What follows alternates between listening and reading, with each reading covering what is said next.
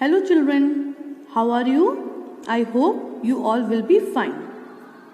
This month हम Hindi literature में जो चैप्टर स्टार्ट करने जा रहे हैं उसका नाम है हमारे सहायक, मतलब कि आर हेल्पर्स। चैप्टर नंबर 11 है हिंदी लिटरेचर का। क्या नाम है उसका? हमारे सहायक, यानी कि आर हेल्पर्स। ऐसे लोग जो समाज में रहते हुए हमारी मदद करते हैं उनको हम क्या बोलते हैं? Are helpers. इससे रिलेटेड एक चैप्टर हमने अपने ईवीएस में भी पढ़ा था जिसका नाम था आर ऑक्यूपेशंस, जिसमें हमने डिफरेंट टाइप ऑफ ऑक्यूपेशंस के बारे में पढ़ा था जिनको लोग करते हैं। और जीके में भी हमारा एक टॉपिक है हेल्पर्स, जो कि कंप्लीट हो चुका है, जिसमें भी काफ़ी सारे हेल्पर्स के नेम आपको बताए गए हैं, जैसे कि जज, मैजिशियन, लाइब्रेरियन और लॉयर, कारपेंटर, पेंटर, प्लम्बर। ये सारे कौन हैं? ये सब वे लोग हैं जो हमारी मदद करते हैं किसी ना किसी तरीके से हमारी लाइफ को इजी बनाने के लिए। तो आज हिंदी लिटरेचर में भी हम इन्हीं के ऊपर एक चैप्टर को पढ़ेंगे। चैप्टर में किसी एक पर्टिकुलर हेल्पर के ऊपर एक छोटी सी कविता बनाकर दी गई है। तो पहले हम कविता को पढ़ेंगे, उसके बाद हम कविता को समझेंगे। तो सबसे पहले हम देखते हैं हमारा पाठ परिचय। मैंने आपको वैसे तो बता दिया कि पाठ में हम क्या करेंगे, लेकिन एक बार हम पाठ परिचय पढ़ लेते हैं। हम समाज में आपसी सहयोग के बिना नहीं जी सकते। मैंने अभी बताया था कि काफ़ी सारे लोग ऐसे होते हैं जो हमारी हेल्प करते हैं। क्यों? क्योंकि हम उनकी हेल्प के बिना समाज में जी नहीं सकते। कैसे? वो अभी मैं आपको चैप्टर पढ़ते समय समझाऊंगी। अपनी बहुत सी ज़रूरतों के लिए हम समाज के विभिन्न लोगों पर निर्भर हैं।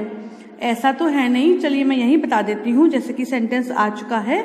ऐसा तो है नहीं कि हमें जिस भी काम की ज़रूरत है वो काम हम स्वयं कर लेते हैं, खुद ही कर लेते हैं। फॉर एन एग्जाम्पल अगर हम लें कि अगर आपको जैसे कि खाना खाना है तो क्या आप खुद ही अपना खाना उगा लोगे? लाइक अगर आपको चावल खाने हैं, आटा खाना है तो उसके लिए गेहूं है, सब्जियां हैं, ये सब आप खुद ही उगाते हो?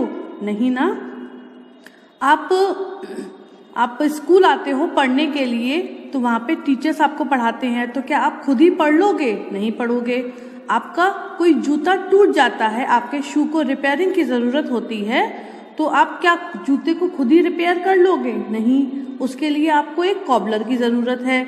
आपको न्यू क्लोथ्स चाहिए तो आपको क्या चाहिए? एक टेलर चाहिए जो आपके इन कपड़ों को स्टिच कर सके, यानी कि सी सके, उनकी सिलाई कर सके। तो ये सारे जो लोग हैं ये हमारे हेल्पर्स हैं। इन सब के बिना हमारा जो जीवन है वो मुमकिन नहीं है। ऐसा नहीं है कि सारे काम हम खुद ही कर लेंगे। हमें उनका आदर करना चाहिए, हमें उनकी रिस्पेक्ट करनी चाहिए। ये बात मैंने आपको ईवीएस के चैप्टर नंबर में भी समझाई थी। चैप्टर नेम जो है वो है आवर ऑक्यूपेशन। क्या नाम है चैप्टर का? Our occupation. तो चलिए अब हम चैप्टर की स्टार्टिंग करते हैं। चैप्टर में जो जो पोयम आएंगी उनके अकॉर्डिंग हम हेल्पर नेम गेस करने की कोशिश करेंगे और उसको समझने की भी कोशिश करेंगे। तो चलिए हम इस चैप्टर को शुरू करते हैं। पहला जो हमारी कविता है वो है, ये सब पौधे कौन उगाता, सुंदर उपवन कौन बनाता। यह सब है माली का काम, मंगत राम है उसका नाम। पौधे लगाता, पानी देता, भांति भांति के पेड़ उगाता। ये जो कविता है ये मैंने अभी पढ़ी थी। इसमें आपको समझ में आया कि किसके बारे में बात हो रही है? चलिए दोबारा से इस कविता को पढ़ लेते हैं। ये सब पौधे कौन उगाता, सुंदर उपवन कौन बनाता। यह सब है माली का काम, मंगत राम है उसका नाम। पौधे लगाता, पानी देता, भांति भांति के पेड़ उगाता। इस पोयम में जो ये छोटी सी पोयम है 6 लाइन्स की, इसमें जिसके बारे में बात हो रही है वो है माली। कौन है? माली। और माली को इंग्लिश में हम क्या बोलते हैं? फ्लोरिस्ट। ये सब पौधे कौन उगाता, मतलब अपने जितने आसपास हम पौधों को देखते हैं इनको कौन उगाता है। सुंदर उपवन कौन बनाता। अब जिनके घरों में बड़े बड़े बगीचे होते हैं या जो गार्डन्स हमारे एरियाज में होते हैं उनको सुंदर कौन बनाता है? उनको हम बोलते हैं गार्डन्स को उपवन। उपवन मतलब बाग या बगीचा। तो उन बगीचों को सुंदर बनाने का काम किसका है? यह सब है माली का काम। ये सारा काम किसका है? माली का। और माली को इंग्लिश में हम बोलते हैं फ्लोरिस्ट। आपको यहाँ पर दिखाई दे रही है पिक्चर, ये एक गार्डन की पिक्चर है। ये फ्लोरिस्ट है, माली है, और ये तितलियां फूलों पर मंडरा रही हैं और ये सारे फूल हैं। माली फूलों को पानी दे रहे हैं। तो ये सारा काम किसका है?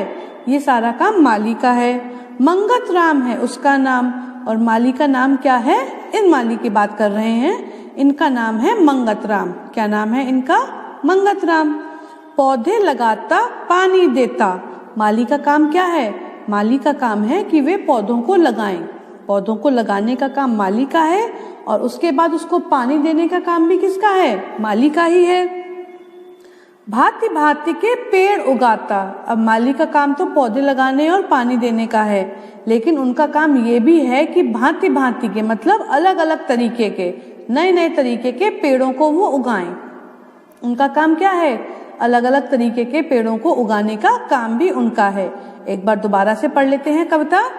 यह सब पौधे कौन उगाता, सुंदर उपवन कौन बनाता।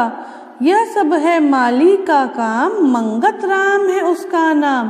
पौधे लगाता पानी देता, भांति भांति के पेड़ उगाता।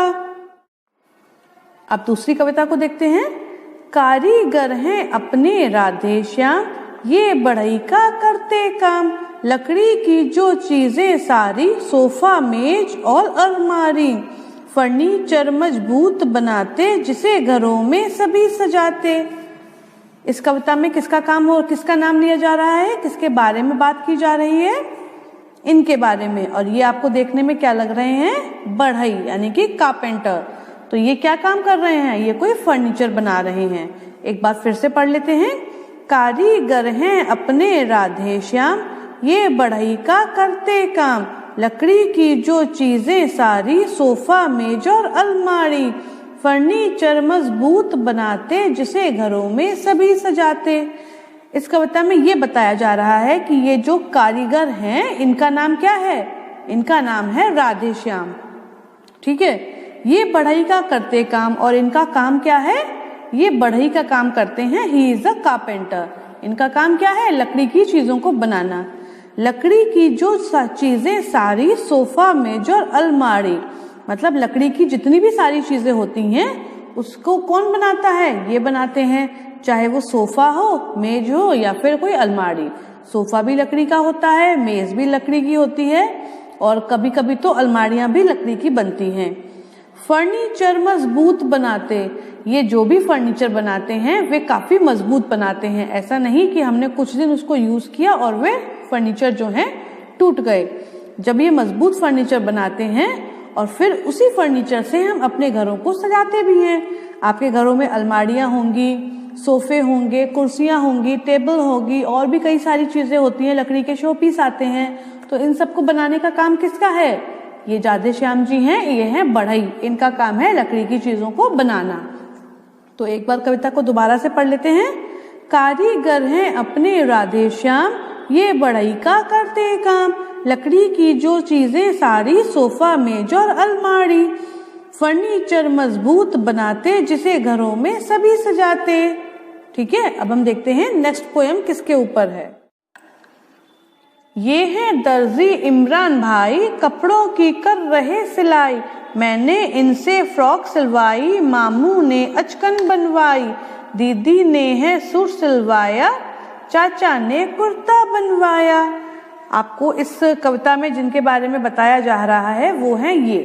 इनका नाम क्या है? इनका नाम है इमरान भाई। क्या नाम है इनका? इमरान भाई। और ये क्या काम करते हैं? ये दर्जी हैं, यानी कि ही इज अ टेलर। ये कपड़ों की सिलाई करते हैं, कपड़ों को सिलते हैं। तो ये है दर्जी इमरान भाई, कपड़ों की कर रहे सिलाई। आपको यहाँ पर दिखाई दे रहा है ये जो दर्जी हैं जिनका नाम इमरान भाई है, ये क्या कर रहे हैं? ये कपड़ों की सिलाई कर रहे हैं। और मैंने इनसे फ्रॉक सिलवाई, कोई लड़की है वो क्या कह रही है कि मैंने इनसे एक फ्रॉक सिलवाई है। मामू ने अचकन बनवाई, और जो उसके मामा हैं उन्होंने अपनी अचकन बनवाई है। दीदी ने है सूट सिलवाया, और उसकी दीदी ने क्या बनवाया है इनसे? एक सूट। और चाचा ने कुर्ता बनवाया, और चाचा ने कुर्ता भी सिलवा लिया। तो मतलब क्या है दर्जी का काम इसमें बताया जा रहा है कि दर्जी का काम है कपड़ों को सिलने का। तो एक लड़की ने फ्रॉक सिलवाई, उसके मामा ने अचकन सिलवाई, दीदी ने सूट सिलवाया और चाचा ने कुर्ता। तो ये सारा जो सिलाई का काम था वो किसने किया? इन्होंने किया। ये एक दर्जी हैं और इनका नाम क्या है? इमरान भाई। एक बार कविता फिर से पढ़ लेते हैं। ये हैं दर्जी इमरान भाई, कपड़ों की कर रहे सिलाई, मैंने इनसे फ्रॉक सिलवाई, मामू ने अचकन बनवाई, दीदी ने है सूट सिलवाया, चाचा ने कुर्ता बनवाया। सड़क किनारे देखो बाई, बिल्लू मोची पड़े दिखाई, जूतों की कर रहे सिलाई, टूटी चप्पल नहीं बनाई, काका कहकर हम उन्हें बुलाते, काका मेहनत करके खाते। इस कविता में जिसके बारे में बात की जा रही है वो है ये, इनका नाम क्या है? बिल्लू मोची। इनके नाम में ही समझ में आ रहा है ये क्या काम करते हैं। ये मोची है, मतलब ये जूते चप्पल सही करते हैं। सड़क किनारे देखो भाई, बिल्लू मोची पड़े दिखाई। ये जो मोची होते हैं वो सड़क के किनारे पर कहीं पर भी बैठे हुए हमें दिखाई दे जाते हैं। तो इन दोनों लाइन में, कविता की इन दोनों लाइन में यही बात बताई जा रही है कि जो मोची होते हैं वे सड़क के किनारे हमको कहीं पर भी दिखाई दे जाएंगे। जूतों की कर रहे सिलाई। अब इनका काम क्या है? जितने भी टूटे हुए जूते होते हैं, जूते चप्पल सैंडल जो भी कुछ होती हैं, उन सबकी सिलाई करने का, उन सबकी रिपेयरिंग करने का, उनको सही करने का काम किसका है? मोची का होता है। तो जूतों की सिलाई कर रहे हैं और टूटी चप्पल नई बनाई, और जो चप्पल हमारी टूटी हुई होती है उसको वे क्या करते हैं? नई बना देते हैं। मतलब उसमें जो भी उनको कारीगरी दिखानी होती है उसको करके वो उस चप्पल को नई बना देते हैं, पहनने लायक। काका कहे हम उन्हें बुलाते। अब ये तो है नहीं कि हर कोई इनका नाम जानता होगा। अगर सड़क के किनारे कोई मोची हमें बैठा दिखाई दे रहा है तो ऐसा तो है नहीं कि पहले हम जाकर उनका नाम पूछेंगे। तो इसीलिए इनको रिस्पेक्ट देने के लिए, इनको आदर देने के लिए हम क्या बोल देते हैं? काका।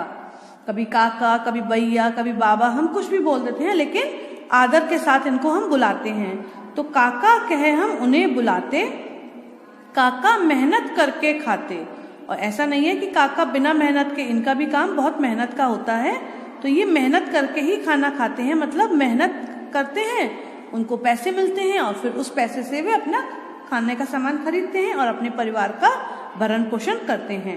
एक बार इस कविता को दोबारा पढ़ लेते हैं। सड़क किनारे देखो भाई, बिल्लू मोची पड़े दिखाई, जूतों की कर रहे सिलाई, टूटी चप्पल नई बनाई, काका कहे हम उन्हें बुलाते, काका मेहनत करके खाते। समझ में आ गया? आगे चलते हैं। यह किसान है खेती करता, पेट सभी लोगों का भरता, यही खेत में अन्न उगाता, सब्जी और फल भी उपजाता, बहुत कठिन है इसका काम, करता कभी नहीं आराम। इस कविता में जिसके बारे में बात हो रही है वो है किसान, यानी कि फार्मर। फार्मर का काम क्या होता है? खेतों में काम करते हैं और हमारे लिए खाने पीने की चीज़ों को उगाते हैं। तो यह किसान है खेती करता। तो किसान का काम क्या होता है? खेती करने का। पेट सभी लोगों का भरता। अब किसान खेती करके लोगों का पेट कैसे भरेगा? क्योंकि किसान के द्वारा जो भी चीज़ें उगाई जाती हैं वो चीज़ें हम खाते हैं, चाहे वो फल सब्जियां हो, अन्न हो, मसाले हो, मेवा हो, कुछ भी हो, ये सब कौन उगाता है? किसान उगाता है। यही खेत में अन्न उगाता। किसान का काम क्या है? खेतों में अन्न उगाने का। और अन्न का मतलब क्या होता है? अनाज, गेहूं, चावल, दाल और जो भी हमारे होते हैं सब कुछ, चना, ये सब क्या है? ये सब हमारे अन्न हैं। सब्जी और फल भी उपजाता। तो अन्न के साथ साथ वो क्या उगाता है? सब्जी और फलों को भी उगाता है, वो मेवे को भी उगाता है, और भी काफी सारी चीजें होती हैं। सब कौन उगाता है? ये सब किसान उगाते हैं। बहुत कठिन है इसका काम। आपको क्या लग रहा है कि ये किसान जो काम कर रहा है काफी इजी है? नहीं, कोई भी काम आसान नहीं होता, और अगर करने को आए तो सारे ही काम आसान होते हैं। लेकिन किसान को यहाँ पे बताया जा रहा है कि किसान का जो काम होता है बहुत ज्यादा कठिन होता है, क्योंकि किसान को भरी धूप में भी काम करना होता है। अगर हम मोची की बात करें तो वे क्या करेंगे? अगर धूप पड़ रही है तो कहीं पर शेड में जाके बैठ जाएंगे, छांव पड़ रही होगी जहाँ पे। दर्जी की भी अपनी दुकान होती है, तो ये सब लोग क्या करते हैं? ये सब लोग जाकर अपने छाए में बैठ सकते हैं। लेकिन किसान थोड़ी ना अपना खेत कहीं पर लेकर चले जाएंगे। तो किसान का काम होता है काफी मेहनत का, क्योंकि किसान को भरी धूप में भी काम करना होता है। करता कभी नहीं आराम, और किसान कभी भी आराम नहीं करता। किसान का काम इतना मुश्किल भरा होता है कि उसको आराम करने का बहुत कम समय मिलता है। एक बार इस कविता को दोबारा पढ़ लेते हैं। यह किसान है खेती करता, पेट सभी लोगों का भरता, यही खेत में अन्न उगाता, सब्जी और फल भी उपजाता, बहुत कठिन है इसका काम, करता कभी नहीं आराम। अब जो लास्ट हमारे जो हैं सहायक, उनको देखते हैं। बच्चों अवश्य करो विचार, कितना ये करते उपकार, इनके बिना है नहीं गुजारा, बच्चों है यह फर्ज तुम्हारा, करो सदा तुम इनसे प्यार, इनसे करो मधुर व्यवहार। अब इसमें बताया नहीं गया कि इस कविता में किसके बारे में बात हो रही है। दोबारा पढ़कर दोबारा समझने की कोशिश करते हैं। बच्चों अवश्य करो विचार, कितना ये करते उपकार, इनके बिना है नहीं गुजारा, बच्चों है यह फर्ज तुम्हारा, करो सदा तुम इनसे प्यार, इनसे करो मधुर व्यवहार। मतलब ये एक शिक्षक के बारे में बात की जा रही है, एक टीचर। यहाँ पे आपको दिखाई दे रहा है, पीछे ब्लैक बोर्ड है और आगे एक व्यक्ति खड़े हुए हैं। तो ये कौन है? ये है शिक्षक, मतलब कि टीचर। तो आप लोगों से कहा जा रहा है कि बच्चों इस बात पर अवश्य ही विचार करना है आपको कि ये हम पर कितना उपकार करते हैं। ऐसा नहीं है कि जो टीचर बन गया वो कभी बच्चा नहीं था, वो भी कभी ना कभी बच्चा था, उनका भी कोई ना कोई आदर्श होगा, वो किसी को अपना आदर्श जरूर मानते होंगे, तो वे उनको भी अपने उपकार के लिए धन्यवाद देते होंगे। तो आप लोगों से भी यही बोला जा रहा है कि आप भी इस बात पर अवश्य ही विचार करना कि जो टीचर होते हैं वे हम पर कितना उपकार, मतलब कि हमारी कितनी भलाई करते हैं। इनके बिना है नहीं गुजारा, बच्चों है यह फर्ज तुम्हारा। क्या आप लोग टीचर के बिना पढ़ाई कर लोगे? क्या आप लोग टीचर के बिना अपने जीवन को बिता लोगे? अगर आप पढ़ाई नहीं करोगे, आप अच्छे से किसी भी टॉपिक को समझोगे नहीं, किसी चीज़ के बारे में जानकारी नहीं लोगे, तो क्या आपका जीवन आसान होगा? नहीं होगा। जो व्यक्ति पढ़े लिखे नहीं होते हैं उनको जीवन गुजारना बहुत ज़्यादा मुश्किल हो जाता है। करो सदा तुम इनसे प्यार, इनसे करो मधुर व्यवहार। आपसे कहा जा रहा है कि इनसे आपको हमेशा क्या करना है? प्यार करना है। उनसे हमेशा प्यार करना है, हमेशा इज्जत से बात करनी है और इनके साथ मधुर व्यवहार मतलब मीठा बर्ताव, अच्छे से बर्ताव करना है। ये नहीं कि आप उनसे गंदी गंदी बातें बोल रहे हैं, बुरी तरह बोल रहे हैं, उनके सामने चिल्ला रहे हैं, उनके ऊपर चिल्ला रहे हैं, ऐसा हमें नहीं करना चाहिए। तो एक बार इस कविता को दोबारा से पढ़ लेते हैं।